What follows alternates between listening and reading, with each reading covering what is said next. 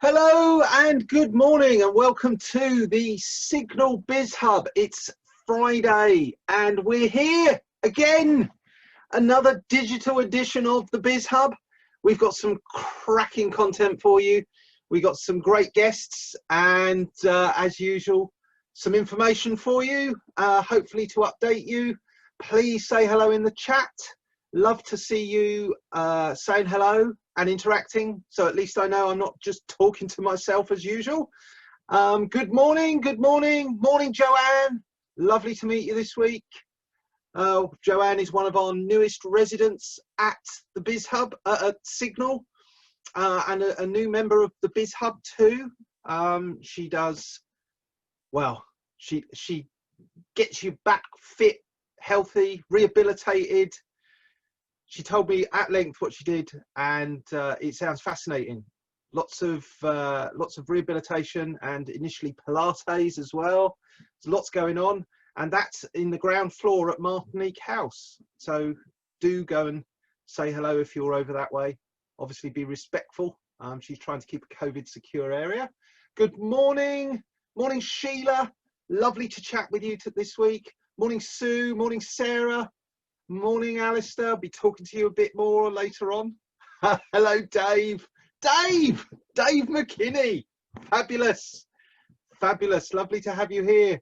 Good morning, everyone. Do remember that if you are replying in the chat to set the two setting to all panelists and attendees. Otherwise, if it's just to us panelists or just to the attendees, other people might not be able to see it. But good morning, everybody. Yes. The suit, I'm wearing this suit this week because it got tucked away at the back of the cupboard, and then I pulled it out. I was like, I've not worn that one for a while. So yes, and if you're wondering, it's a lobster. It's a lobster, or as my daughter called it when she was a baby, a lompster. I quite like lompster. Right, enough of that, Stuart. Let's get on with it. We've got a lot packed into this morning, and we've got to getting on with our guests. So, as usual, hello and welcome to the Signal Biz Hub, where we learn, inspire and grow our businesses. Welcome to Friday's session. This is going to be a member spotlight session, as you probably know. So we've got three fantastic guests. But as always, the common sense approach is advisable, that the guidance given at the Biz Hub session is general in nature. And if you take any advice or guidance from what we say, please ensure it is fit for your business by doing some due diligence. And if you need specific information or specific guidance, come and talk to us and we'll either look at your business specifically or put you in touch with a professional who can help you. Remember that all of our guests' opinions are their own. And if you have any questions as we go through, I'm more than happy to engage and talk with you. So please, this is a two-way session. Please do ask questions. But before we get on with that, as ever, it is my pleasure to introduce the wonderful, the effervescent, the Louise Eldridge. Good morning. Hi. Woo. Morning, everybody. Morning, Stu. Good morning. Everybody. Lovely to see you. Happy Friday again. Yes, it whipped round so quickly. It's coming around, literally. Every week we say that, but we're in September. We are. I've been told it's less than 100 days to Christmas, but enough of that. Oh, don't talk about Christmas. We're still basking in summer. Hasn't the weather been amazing this week? Literally, beautiful weather. So yeah, don't talk Christmas yet. I'm not ready. Really not ready yet. Fantastic. Have you had a good week? I have actually, yeah. The weather's helped, I have to say. Okay. It's pepped you up a little bit. Really busy, lots of different things going on. We obviously had all the grant applications fury that was happening this week as well, which Stu, I know you were very involved with. So yeah, it's looking for things, isn't it? Looking for things, what is available, and trying to help as many people in business that we can. So. If you weren't successful in the application for the grants, who knows? They may offer more. We just don't know. But as always, we will keep you completely up to date with what we can offer, what we can help, and try and get as many businesses sort of going forward and with the support that they need. But yeah, it was a busy one. Yeah, absolutely. Yeah, we're working with the M3 LEP now on the other Kickstart program. Confusing that they call two programs and they use the word Kickstart, but Exactly. the Kickstart one where we're looking at employing some young people between the ages of 16 and 24 and finding suitable business partners to take a young person and train them up. Must be a new role. If you're interested in that, if you're interested in having a young person come and work with you, we're administrating the entire program. So we will be effectively taking on 30 young people and distributing them to the various employers that come on board. And the wonderful Sarah Bass is helping with that, I believe, Yeah. from Miraculum, a Signal resident.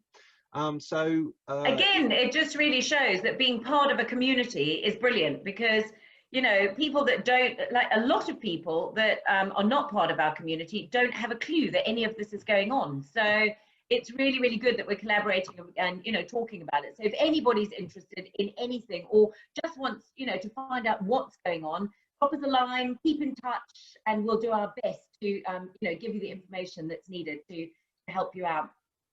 Absolutely. Should we crack on? I'll get on with the parish notices, and then we'll hear from our guests. So brilliant. Thank you very much for coming along today, everyone. It's lovely to have you here. As always, we've got a packed program. We've got some new slides, as you can see. Our wonderful Louise Eldridge and Stuart Morrison. I don't know who that guy is. Looks like he wears some dodgy suits to me. Saying a big hello and welcome to all our members and guests. Thank you for turning up.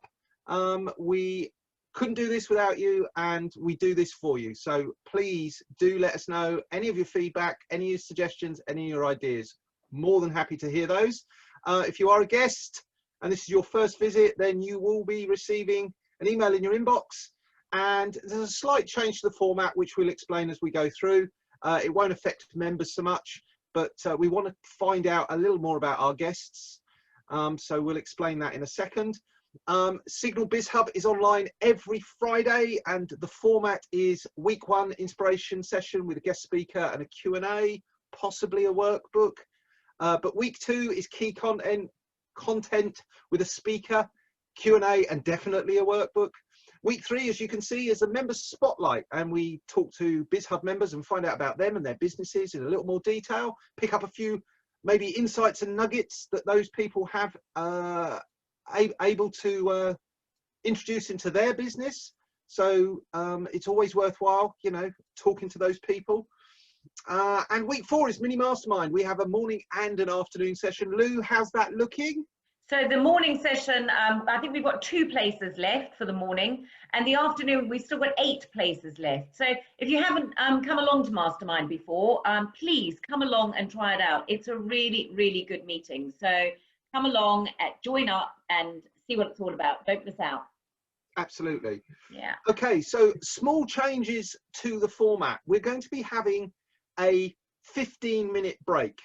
We had some feedback that 10 minutes was a little bit on the short side. So we're going to do a 15-minute break. And this is what the formats will look like week to week. So the session 1, as you know, is a webinar format. You can interact with us on the chat. We do the introduction. Then we talk to this week's speakers or speaker. And that lasts 45 minutes up till 10:30. So no changes to the time in there. Then Lou and Stu will welcome the guests. So as a member, you will disappear and will leave us with the guests, and we will have a chat with them. And then at 10:45, you will come back to the second session, which is in a meeting format. So as you know, we get to see you, you get to see us, and that starts at 10:45. So just a 5-minute extension there, just to give you all a little more time to boil that kettle and get the drink of choice. And then part 2 is the Q&A or the workbook session, and that will last again for 60 minutes. So it's just that small adjustment in the timing there, which means you get an extra 5 minutes on the break and an extra 5 minutes at the other end. And I've not updated the 45 minutes on the end of that there. So if anybody has spotted that, you get an extra bonus gold point in your Signal Biz Hub membership card. Can I just jump in there and just, if there's anybody that you know that like is looking for some support in their business and isn't a hub member, invite them along, because the first session is always free, and invite them along, because it's a really, as you all know, those of you that are members today, it's a really, it's a really good opportunity to have this collaboration with other small business owners. So invite them along, get them to come and talk to us. Just if you know of anybody, it's worth putting, it's worth putting them in touch with us. I was looking at some statistics this week, and the online business directory in America, which is similar to Yelp, is called Yelp. And they've got a fascinating blog which details all the data that they manage and juggle. And they have stated that from the 1st of March to now, 41% of the businesses in their business directory who marked as closed due to the current situation have closed permanently. Wow. Now, that sounds depressing, but we've not seen that reflected in our membership and our members, who have all been very busy pivoting, trying new ideas. And I really think it is a testament to the strength of the community that has grown up around Signal and the Biz Hub. And so many people are working with each other, the cross-pollination, the talking, the support. It's fascinating to watch, and I'm really proud to be a part of it. So a big pat on the back to all of our Biz Hub members for, what is truly an unprecedented time in our histories, our collective histories. So, thank you, Fiona. I've just seen in the chat. Invite your neighbours along if they've started a business. The first session's free, so they may as well come along and see what we're all about. Brilliant. Absolutely. Yes, it is pretty unique, Sheila. I do really feel that we are the heart of board and business community, and the more people that find out about that and see the support that they can get, I think will strengthen us as a community. So yeah, please do tell your friends, your neighbours, anyone you feel that the community can support with their business. More than happy to have that person come along and have a chat and find out more about us. So Lou, connecting, networking, it's all gone back online. It's all gone back online for obvious reasons. It's all gone back online. So the Board and Business Exchange is the second Tuesday of the month, which I believe is the 13th of October for next month. So make sure you book online and come and join us for that. And similarly with LinkedIn Local, it is on the 20th of October. So again, it's a really good opportunity. I know everybody really wants it all back in the room, but we just can't do that at this time. But we really get a lot out of the Zoom meetings that we've done so far. So please come and join us, support us, come and meet new people. The more people that come, the better. So please all just come along and join us for that. And lastly, because I know we're quite short of time this morning, I just want to talk about the coffee morning that we've got, which is coming up next Thursday, the 24th of September. It's the Macmillan Cancer Support, and there is obviously the annual bake-off. Slight change, because we were going to have it at Signal. It's now going to have to be on Zoom. But don't worry, we've got an independent adjudicator for the cakes, so the cake competition will still go ahead. Please do not be disappointed that that's not going to happen. You won't all be able to taste it, obviously, but there will still be a winner. So, so that's next Thursday. We are going to be sending out, check your inbox, we are going to be sending out a link, but also more importantly than the cake baking, is there's going to be a link that you can donate to Macmillan Cancer Support, which is obviously what the coffee morning is actually about. So there will be a link there that you can do your donations. And I know you all know that it's very difficult at this time to raise money for charities. So please come and join us for a coffee and see who wins the bake-off. It's the Biz Hub Coffee Morning, otherwise known as the Cake Battle Royale. So thank you for that, Louise. Don't forget, we'll be checking in a minute with wins or learnings. So have a little think about what you've done this week that you're really pleased with. Can be a little thing, can be a big thing, can be just something that didn't quite go as planned, but you learned something, because it's always a win or a learning. Right, talk about learning and inspiring. September is Productivity Month. As you know, it's Member Spotlight today. Next week is Members Mastermind. So please do book on for that. Then October is all about communication, boosting your business with confidence. Confident speaking. Judith Quinge, we've had her along to BBX and the Business Hub. She was one of the first who came and did a digital session. She's really good. She is so inspiring. Had a lot of great feedback, how she handled her mic issues, just effortless. A lovely lady, and a wonderful expert about talking, voice, speaking, and being authentic when you are talking, so not putting on some kind of fake act. Brilliant. She's really good. Then something that has been quite hotly debated in and around the BizHub team. Brian Woods is coming with his talk, Keep Attacking, a man who has lived a truly exceptional life. There's some stuff that he'll talk about, and I really don't want to spoil it by drip feeding it in and getting it wrong. But if you are going to come to a BizHub session in October, come to that one. It will make your jaw drop. You'll be amazed. You'll laugh. You'll cry. You'll win friends and influence people. But it truly is a fascinating story. Then again, in the third week, members spotlight, and finally the fourth week, members only mastermind morning and afternoon sessions. So quickly, anything we've said today is available on our website. If you want to keep up to date with the I was going to say shenanigans, but that kind of underplays it a little.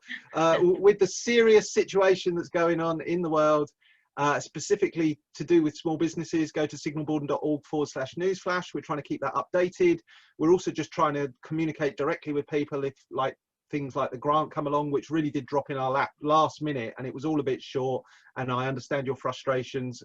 We will be taking that up with the relevant people. But again, the news flow is very, very kind of hit and miss at the moment. So they're finding out as we're finding out.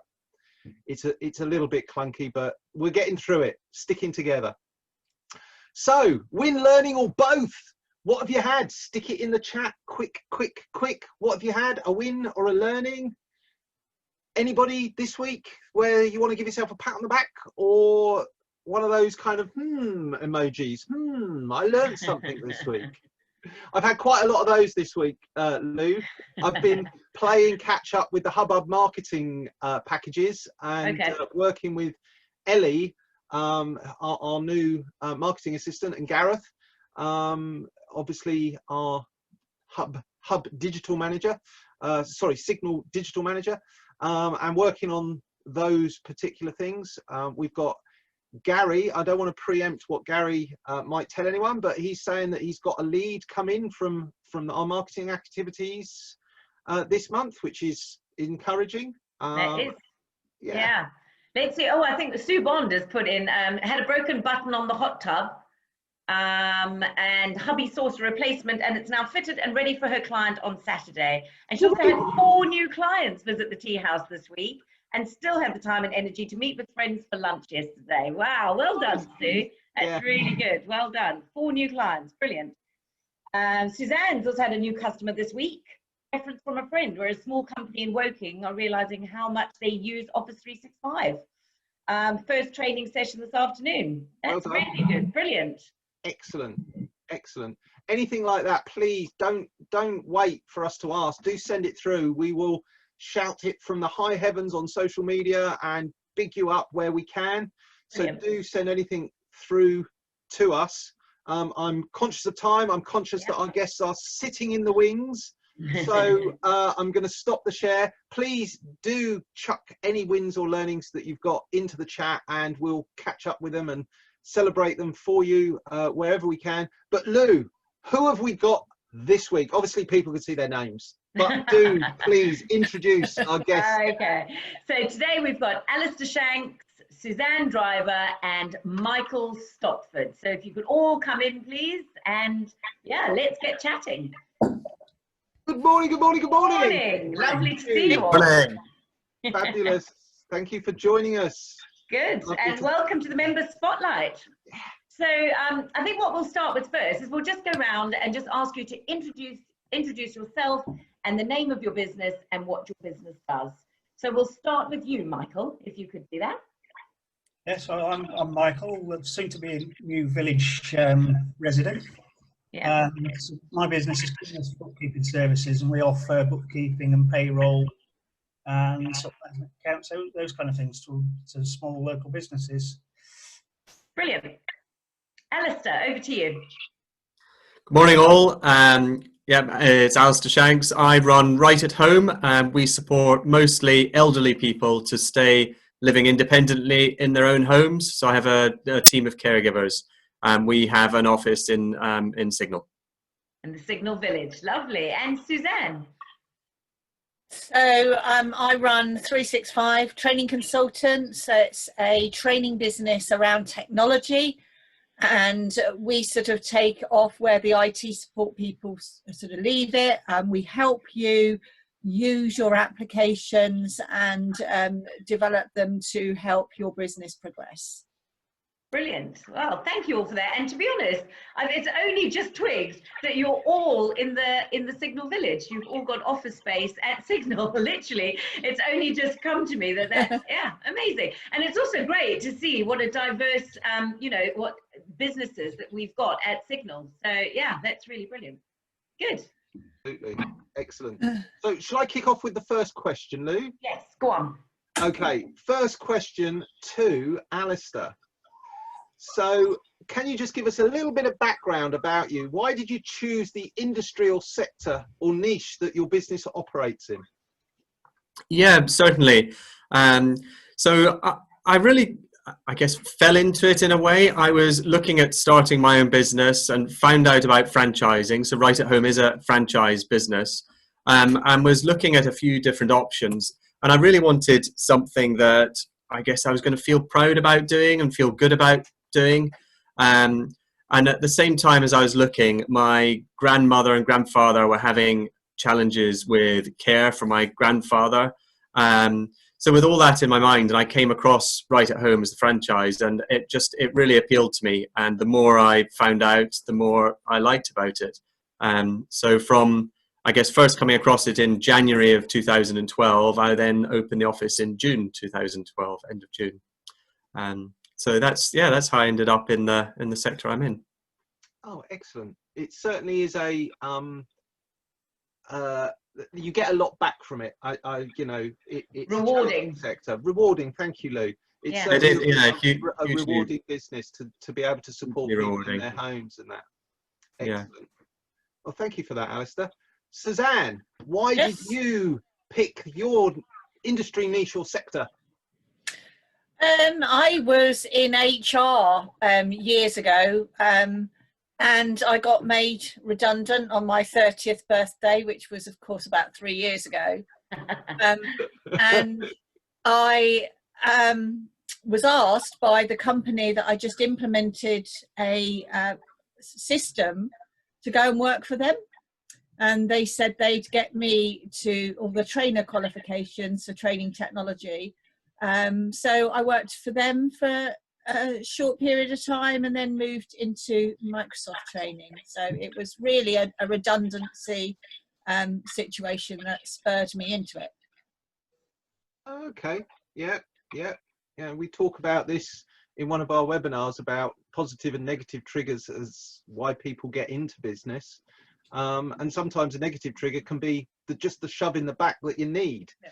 So if you hadn't had that, you wouldn't be where you are today. So it all works out well. Yes. Fantastic. Micheal, what about yourself? How did you end up choosing accountancy, and where did you get the idea for your business? So my interest started probably as a teenager. Way back when I was looking at sixth form colleges, I was thinking about accountancy then, but I never went into it. I went into mathematics and then became a software engineer for Ferrantes and GEC. So I've worked on a few defence projects and that. It's only later in life when I really wanted to be at home more with children and that. I wanted a career where I could be at home. So I thought, well, let's go back to where I was thinking before. Plus, my parents used to run a small shop, and just knowing about books and things from those days is sort of what brought me back into it again. Excellent. What sort of shop did your parents run? Way back in the days of when we had corner shops, so small, so basically groceries and veg and all those kind of things. And sweets. Oh, absolutely, loads of sweets. Yeah. You must have been very happy. Oh, it was hard work. One of my uncle's one of my uncle's parents used to run a small corner shop in North Camp, and I remember going in there as a kid and it being a real treat because they would say I could pick from any of the sweet jars. Oh, I literally, they would give me a quarter from any of the sweet jars before we Yeah. used to go through to the back. I think it was the adults keeping me quiet whilst they had tea and cake. But My yeah, that's auntie great. ran an off license, but that's a completely different story. Well, thank you for that. Thank you for sharing. It's always interesting to hear the decisions that people make and the reasons they pick their industry. So thank you very much for sharing. Lou. So I want to talk about skills now, and I'm going to ask you, what unique skill have you got that enables you to run your business? And also, have you identified, as you've been running your business, what additional skills you need to progress your business? So Suzanne, can I start with you? Well, I think you obviously need to have a keen interest in, technology, and I need to be, not afraid to press any button and explore, which I do all the time. If I don't know something, I would just sit there until I understand it. I'm not particularly great on marketing. I know that. I'm not a great salesperson. I'm all right doing it in soft sales, but not a salesperson. I know that that's not my forte. But I love technology, and I really have a passion to try and share that love of technology with other people and to show them that they can embrace it in their own business. Yeah, I think also with you, Suzanne, I think you're doing yourself an injustice, because I think one of your unique skills is the ability to be able to deliver, and deliver in a way that is not intimidating. And to me, that is a very unique skill, because often we're very scared of technology, we're scared of all that. And when people come to a training, you're very good at making people feel very comfortable. And I think for you, I know personally, because I've been on your training courses, that is a unique skill, because a lot of people aren't able to do that. And you can often go to a training course and you're completely intimidated because you're scared of the technology, but you really put people at ease. So I would definitely say, having worked with you, that is a definite unique skill, which can only lead to your success. Yeah. Nice of you to say, Louise. Thank you. Yeah, sometimes when you're in a training session, you put your hand up and the trainer makes you feel stupid. Exactly. And it's like, well, I'm there to learn. Of course I don't know this.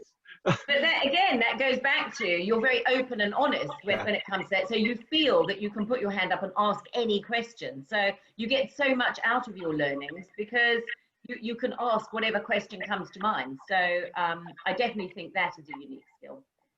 I also like it when you ask a trainer a question and they stop and they think about it, because you feel like they're really considering what you're saying. And even to the point where I've been there, where you've been like, that's interesting, not quite sure, let me come back to you, let me have a think about that.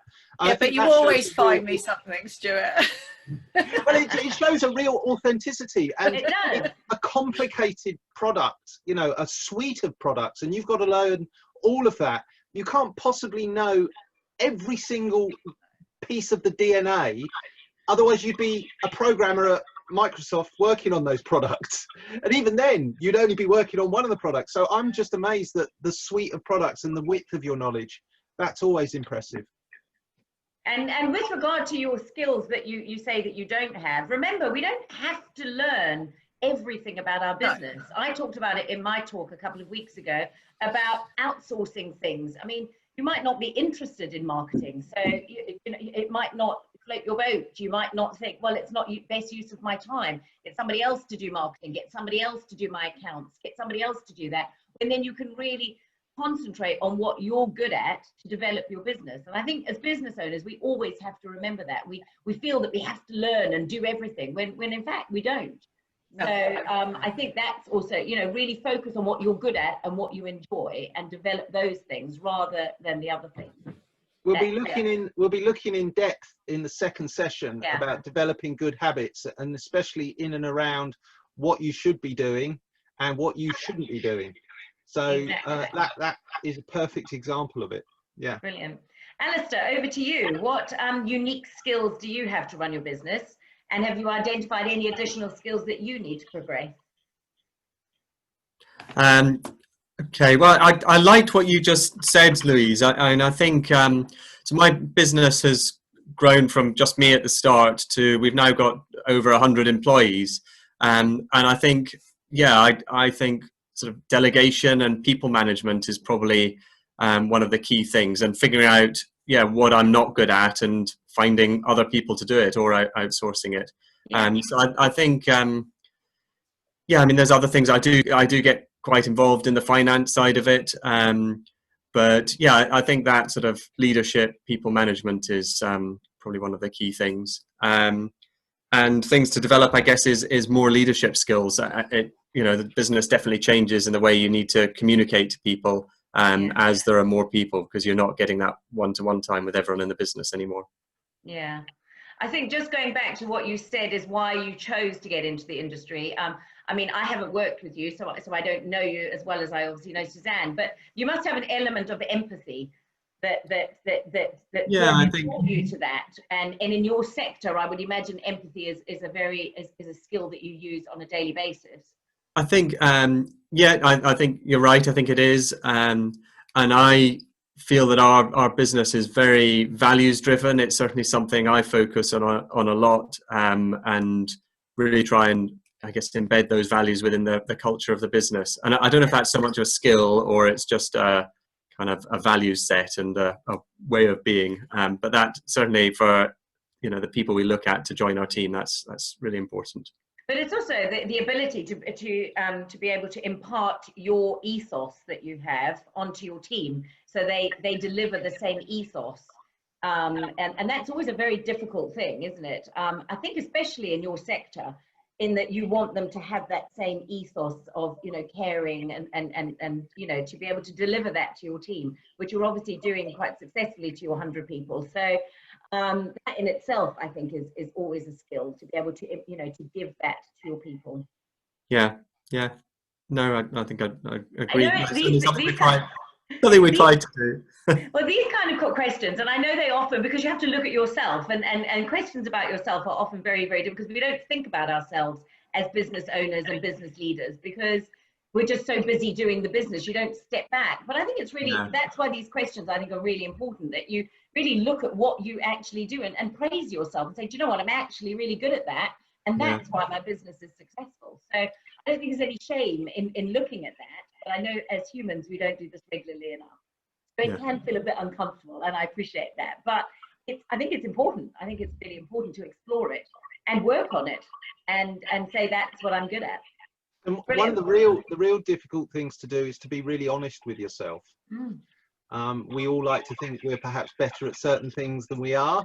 So, you know, as Suzanne said, she's not particularly good at marketing, but that is a strength to know that, because if you know that area is something that is perhaps not your strong suit, that's where you can either focus for some training or getting some help in and around that.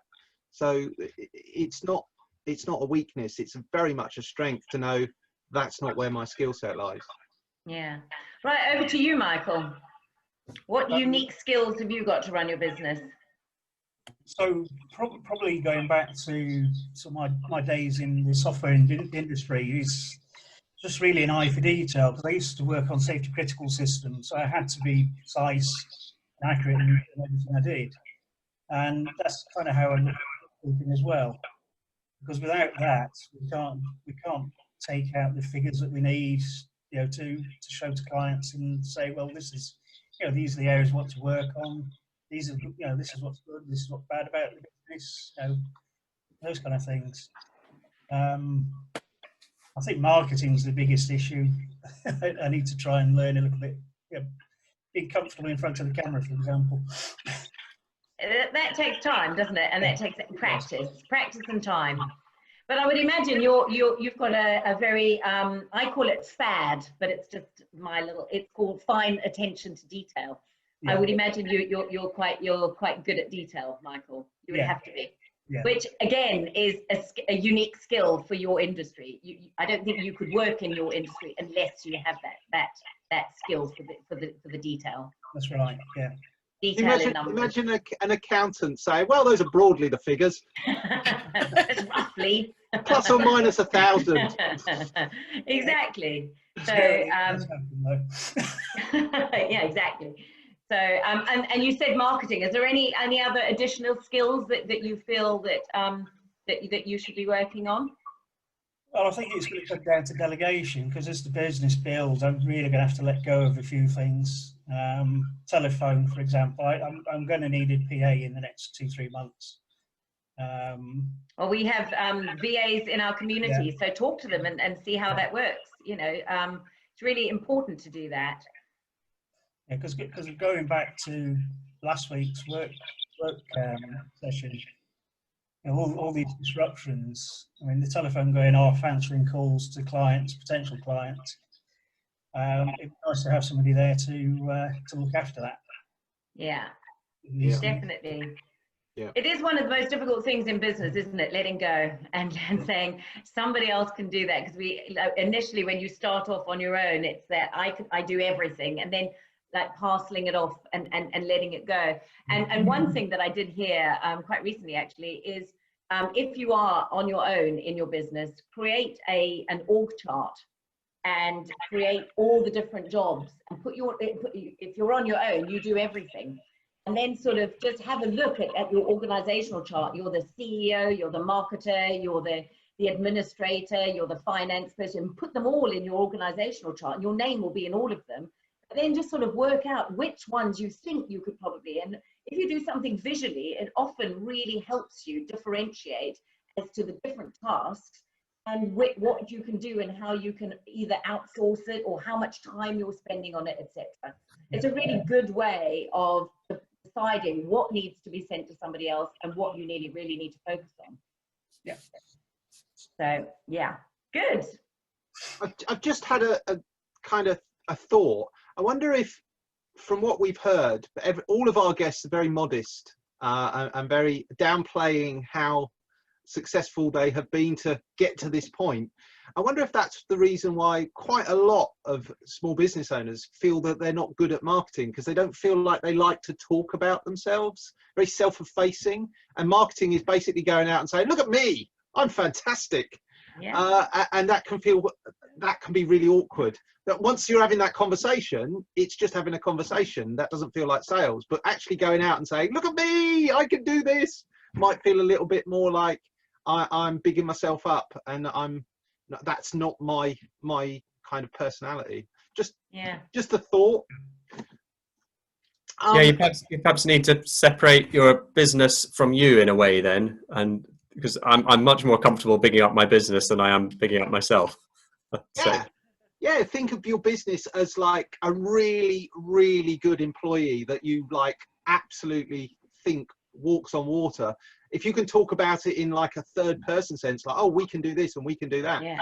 I think, that might be the little kind of breakthrough that people need to be able to talk in glowing terms about what is essentially themselves. Because everybody feels a bit awkward when you go, we talk about wins and learnings. Exactly. And it always feels a bit like people go, I did something good. I think a really good example of this is that when you have to write your own CV, for example, you've got to write your own, it's really difficult.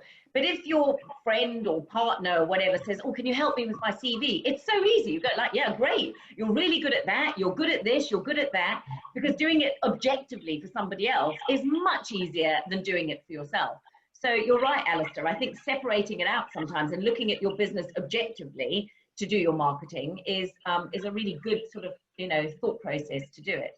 It's very difficult bigging yourself up. We all struggle with that. It's a common thing. We all struggle with it. But sometimes, apart from Stu, sometimes you've just got to do it. So yeah, really interesting. I can't help it if I was born awesome, and I've been that way ever since. Oh my goodness. Can I just say, in the chat, there's quite a few things going on in the chat. Sarah, if you could put your chat to all panelists and attendees, then everybody can see what you're writing. That would be great. Yeah, yeah, and we've had some good feedback. Sheila's been she said something which I think Alastair needs to hear. If you've got a team with your values, then you've nailed leadership. And I think that's right. You know, if you're standing at the front of the team and you're saying, here are the qualities, and they're exhibiting those qualities, that is in essence great leadership. So well done. And Sarah says, what stands out from all of these great business owners is their focus is to be of service to their customers and giving their best to their clients, and that's such a positive foundation. Great point, Sarah. Absolutely, yeah. Seeing your clients and your customers as the people that you are servicing and improving their lives, and we often forget that just in the day-to-day kind of push and rub of business, that actually the other side of the coin is the customer. You're relieving a pain in their life, so sometimes quite literally, but you're giving them the ability to do something. And that's kind of one of the reasons why I really get a kick out of working with small business owners, because you're affecting real people. You see it up close and personal, that what somebody has a breakthrough moment, or they gain a new customer because they've had an idea and you've helped them make it happen. So, you know, it's worth focusing on that if you're having a bad day, you know, all of those people that you really are helping. Exactly. I like what you said, Suzanne. We should all keep our CV up to date, even if we're not applying for jobs. I think that's a really good idea, actually, because it just makes you realize what you're doing and your you know, what your skill set is. So I don't think there's any harm in that. Terry reckons that everyone should have a little stew on their shoulder. But Terry, is that the devil or the angel? Oof. I don't know whether I could cope with... You need a stew and a loo. I don't think I could cope with stew on my shoulder every day. To be exhausting. Me waking up. Hello, it's me. I've been up for 3 hours. I've had way too much coffee. Exactly. Right. Okay. So we've looked a little bit about how you got into your business and the reasons for getting into your business, and we've looked a little bit what's going on in your business at the moment, your unique skills. So we want to look into the future. I mean, there's a lot going on at the moment. The world is a complex place. So we just want to kind of have a look into the future. And we don't care if it's blue sky thinking. The bluer the sky, I think at the moment, the better for everybody. So Micheal, give us an idea. What are some of your life goals, and what is the ultimate goal for your business? The ultimate goal for my business is really just giving me the support for myself and my two girls. I'm not a business that's running around for several branches and those kind of things. I'm just really looking to earn enough to support my children and sort of live locally. But to do that, I still need to grow probably over the next 2-3 years and supporting. But in terms of developing the business, where I want to be in terms of servicing clients, it's more about getting into doing management reports and those kind of things, helping business understand what is happening inside their accounts. Okay, yeah. So I know we've had a conversation previous to this where you're thinking of getting more into the management side of it and helping smaller businesses grow by having a de facto financial director who can maybe point out some pitfalls or some opportunities in their accounts. And again, that's like having that expert that you can just tap into, especially if you're a small business and that isn't your skill set. Right. Talking to somebody who understands the numbers and can spot trends or possible pitfalls, I think that's going to be a really important thing going forward as business develops and we are all more disparate, working in different places.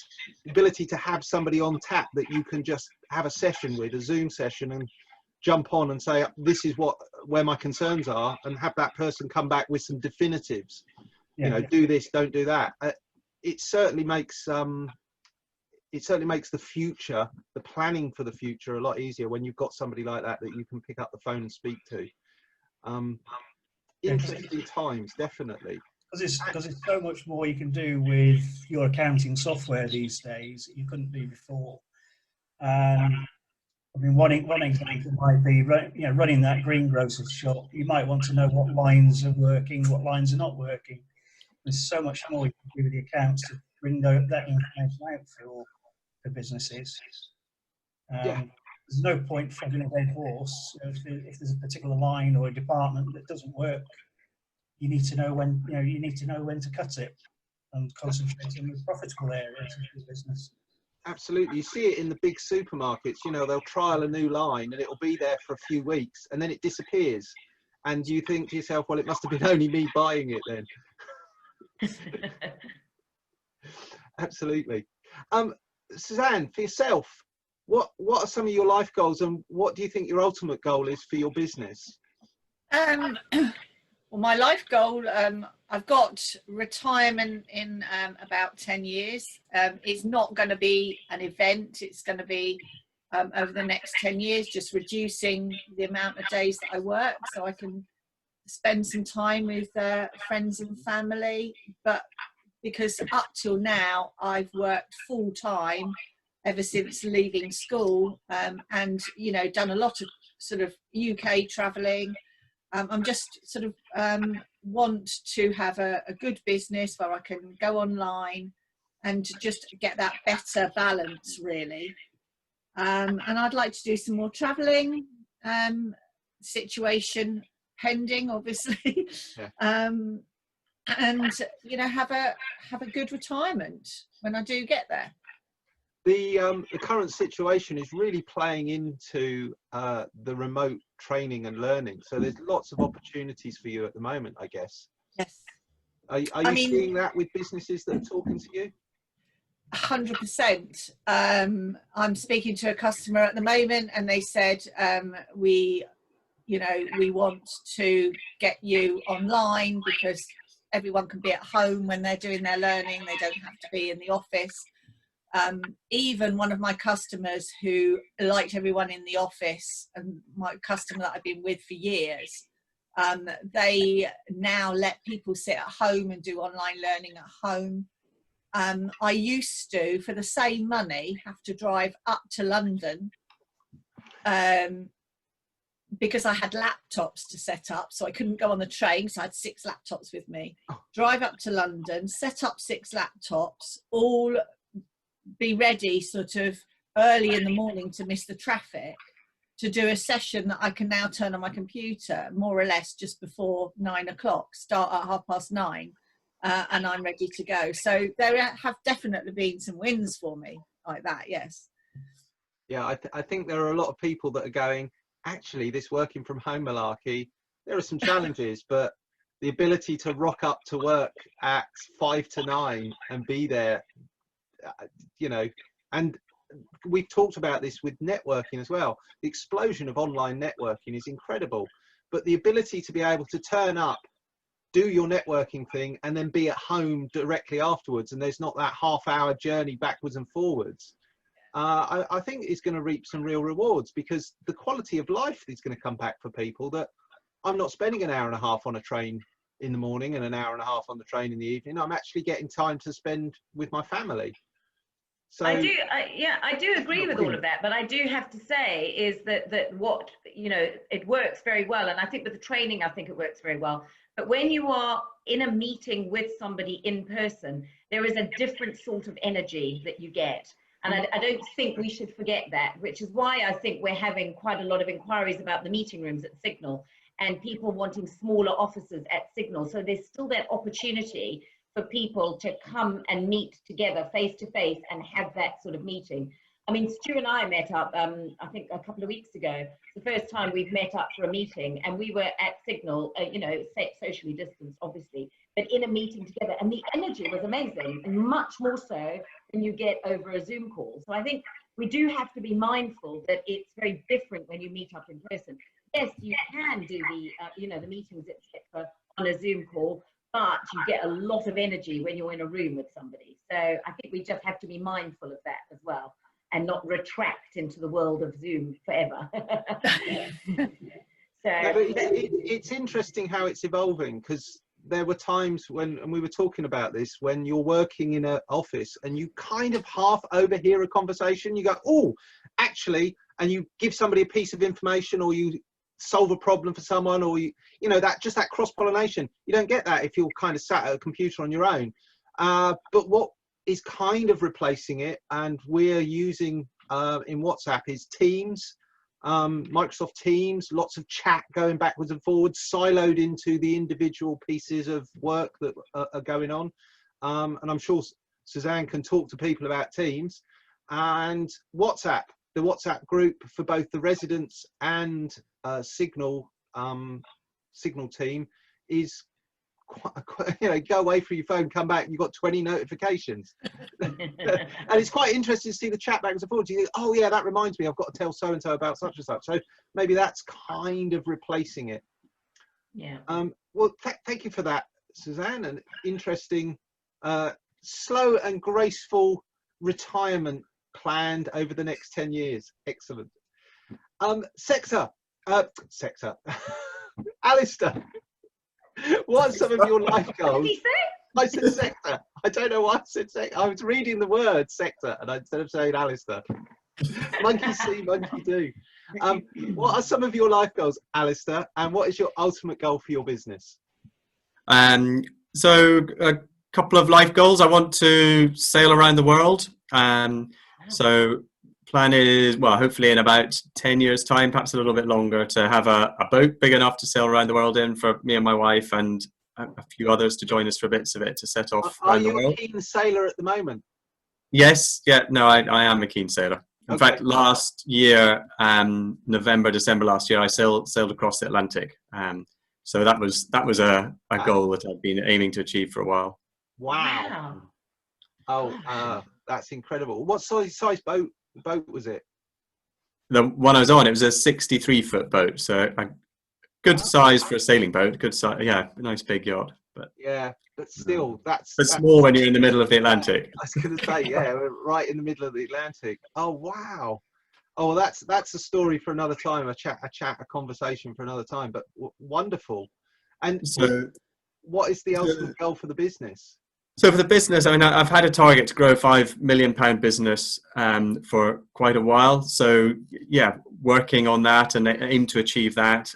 I mean, the sort of long-term goal would be to have the business in a stable enough state when I get to that 10-year time to, I guess, either have the option of selling the business or find someone who can run it for me while I'm away. So that's... Wow. Yeah, that's really the goal of the business. Have you, in that plan, are there many more offices that you're going to open? Because how many offices have you got now? You've got, I know you've got Farnham and the one in Borden. Have you got any more than that? Yeah, so within my existing territory, franchise territory, we cover Guildford and Godalming and Fleet and Farnborough as well. So I had been thinking to open an office in Guildford, but at the moment with COVID and everything, we've definitely put that on hold, and we can certainly cover the area from where we are. Right. But there's also might be an opportunity to acquire other, trading right at home offices. So that's potentially in the pipeline.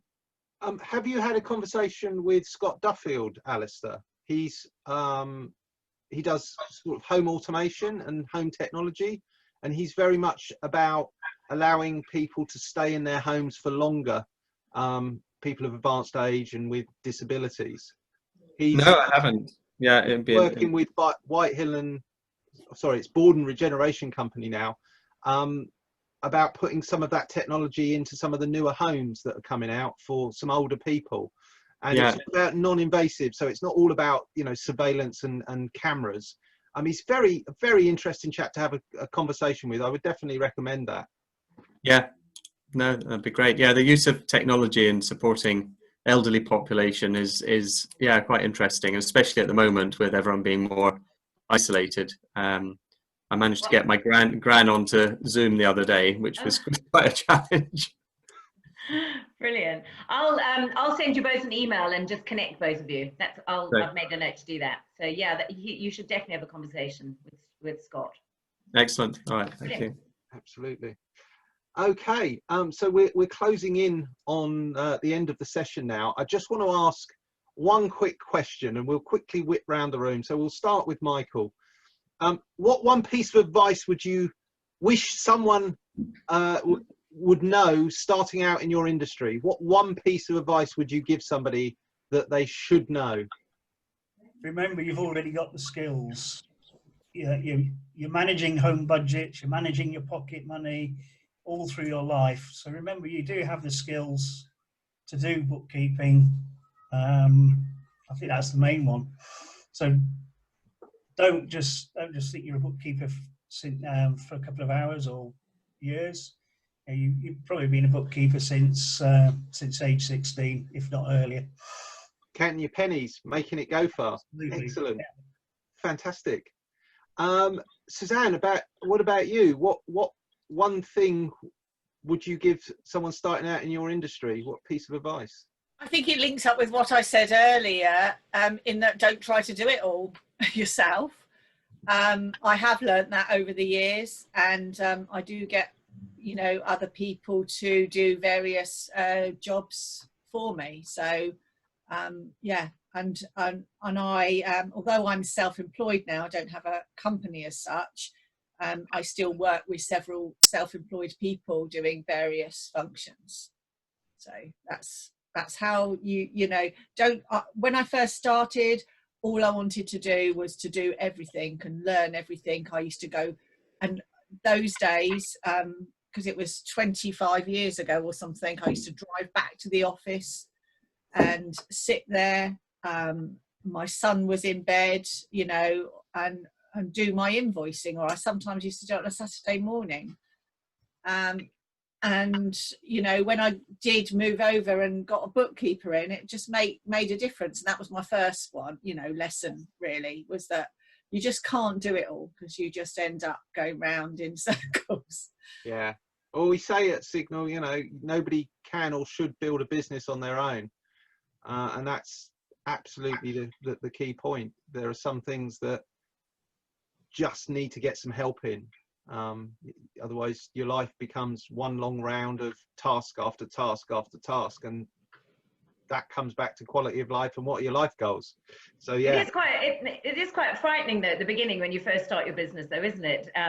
Thinking, can I afford somebody else? Can I, it's always that you always think it's going to be a lot more expensive than what it actually is. You always think, oh, I could never afford. But if you break tasks down into smaller chunks, it's not always as expensive as you think, which frees you up to do the stuff that you want to be getting on with. So, but it is that, I was there as well, starting a small business on my own, and I did everything. And again, I agree with you, Suzanne. I just thought I could do everything, and I was dragging children with me to B&I meetings, etc. when they were small. You just think, probably should have paid for a babysitter, but there you go. But you just think you can do it all. So it is quite daunting when you're first starting out. And finally, Alastair, what one piece of advice would you give someone starting out in your industry? I think it goes back to what we were talking about values. So my industry is very much a people industry, and to deliver any of the care that we deliver, it's all about the people we have in the business. And I think recruitment's difficult, and I think it's a bit about going with your gut and just trying to assess the people's values and make sure that the values of the people joining your team fit with what you want in the business. Do you have a specific process to find out? You say going with your gut, but there must be something. Oh no, there is. Yeah, we do have quite a thorough process of DBS checks and reference checks and all of that. But I guess what I'm saying, we also do a profiling thing, which helps us with assessing people's values. But I think even then, after that, you get a feeling with people, and I think sometimes, you can ignore that, and you live to regret it. And also, I suppose, right at the beginning, you're grateful as well. You're just starting out, and you're grateful for you just take anybody. It's the same with like customers and people that work for you. You're just like, you're desperate, and you're just sort of gathering people. But the longer that you go on in business, you learn that there is a process of elimination, and a process to recruit clients as well as a team. So but at the beginning, you're just very happy that somebody wants to join you. Yes, come along. Yeah. So there is that.